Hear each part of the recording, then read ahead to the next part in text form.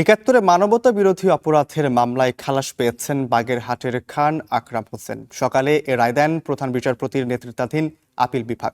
2023 সালে 30 নভেম্বর এসেছিল ট্রাইব্যুনালের রায়। তাতে মৃত্যুদণ্ড হয়েছিল 7 আসামির। তাদের মধ্যে ছিলেন খান আকরাম হোসেনও।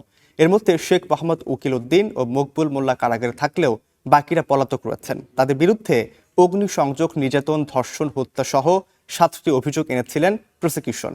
2017 সালের 31 মে আসামিদের বিরুদ্ধে আনা অভিযোগ আমলে নেয় ট্রাইব্যুনাল। পরে অভিযোগ গঠনের মাধ্যমে এ মামলার বিচার শুরু হয়। ওনার বিরুদ্ধে অভিযোগ ছিল অ্যাবডাকশন অ্যান্ড মার্ডারের। যে ওনার বিরুদ্ধে উনি ছিলেন যে 13 ডিসেম্বর 1971 সালে উনি সহ আরো কয়েকজন ওনার বিরুদ্ধে অভিযোগ একজনকে ফ্রিডম ফাইটারকে কিডন্যাপ করেন এবং পরবর্তী থেকে ওনাকে মার্ডার করেন। এই অভিযোগের প্রেক্ষিতেই ওনার আমৃত্যু কারাদণ্ড হয়। পরবর্তীতে আমরা অ্যাপিল করি, অ্যাপিল আজকে উনি খালাস পান। দর্শক, এ বিষয়ে আরো জানাতে ট্রাইব্যুনাল থেকে যোগ দিচ্ছেন সহকর্মী ইমন মাহমুদ। আমরা সরাসরি চলে যাচ্ছি তার কাছে। মাহমুদ, আসলে যেমনটি বলছিলাম, 71-এর সময় কিন্তু 71-এর যে আন্দোলন, সেখানে কিন্তু আকরাম হোসেন কিন্তু তার বিরুদ্ধে প্রায় 7টি মামলা হয়েছিল। হত্যা, নির্যাতন, ধর্ষণ সহ প্রায় 7টি মামলা হয়েছিল। তাকে খালাস দেওয়া হয়েছে।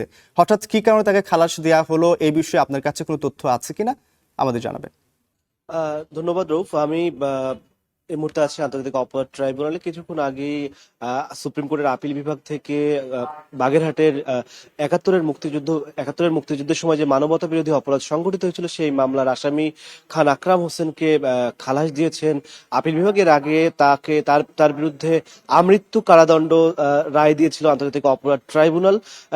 গতকাল এই মামলার আপিলের শুনানি শেষ হয়েছে। অর্থাৎ এই মামলায় 7 জন আসামি ছিল বাগেরহাটের যে মানবতা বিরোধী অপরাধ সংঘটিত হয়েছিল তার মধ্যে স্থানীয় একজন, তিনি নিমাই চন্দ্র দাস, তিনি মূলত এই মামলায় বাদী হয়েছিলেন এবং তিনি 7 জন আসামিকে এই মামলাতে আসামি করেছিলেন এবং এই মামলাতে মোট 7টি অভিযোগ ছিল, যার মধ্যে হত্যা, অপহরণ, ধর্ষণ, অগ্নি সংযোগ এরকম অভিযোগ ছিল। তবে খান আকরাম হোসেন, তার বিরুদ্ধে অভিযোগ ছিল অপহরণ, একজনকে অপহরণ এবং হত্যার অভিযোগ তার বিরুদ্ধে ছিল। এর প্রেক্ষিতে মূলত তাকে আমৃত্যু কারাদণ্ড দেওয়া হয়েছিল। এই মামলায় 7 জন আসামির মধ্যে 4 জন গ্রেপ্তার ছিলেন এবং বাকিরা পলাতক ছিলেন। বাকিদের পলাতক রেখে বিচার কাজ চলেছিল। এর মধ্যে মৃত্যুদণ্ড, আমৃত্যু কারাদণ্ড সব বিভিন্ন মেয়াদে শাস্তি দেওয়া হয়েছিল। এর মধ্যে উনি আমৃত্যু কারাদণ্ড পেয়েছিলেন। এই মামলার রায়ের পরে আপিল বিভাগে তিনি খালাস চেয়ে আপিল করেন। দীর্ঘ শুনানির পর, অর্থাৎ গতকাল এই মামলার শুনানি শেষ হয়েছিল এবং প্রধান বিচারপতির নেতৃত্বাধীন আপিল বেঞ্চ আজকের দিন এই মামলাটির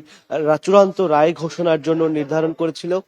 যেহেতু এখন আপিল বিভাগে সাংবাদিক প্রবেশে নিষেধাজ্ঞা রয়েছে, তার কারণে আমরা সরাসরি আপিল বিভাগে এই রায়টি শুনতে পারিনি। তবে আপিল বিভাগে আসামি পক্ষের যিনি আইনজীবী ছিলেন ইমরান আব্দুল্লাহ সিদ্দিকী, তার সাথে আমাদের কথা হয়েছে। তিনি জানিয়েছেন যে আপিল বিভাগের পূর্ণাঙ্গ বেঞ্চের সর্বসম্মতিক্রমেই তাকে খালাস দেওয়া হয়েছে